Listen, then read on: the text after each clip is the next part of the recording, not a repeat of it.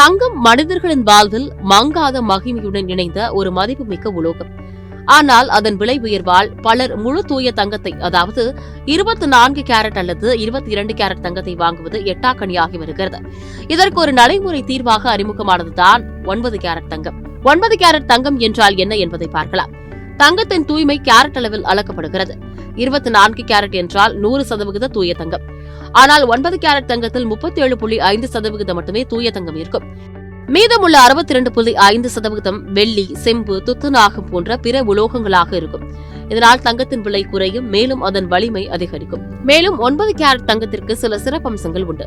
குறைந்த அளவு தங்கம் கலக்கப்படுவதன் காரணமாக 18 கேரட் அல்லது 22 கேரட்டை விட மலிவான விலையில் கிடைக்கும்.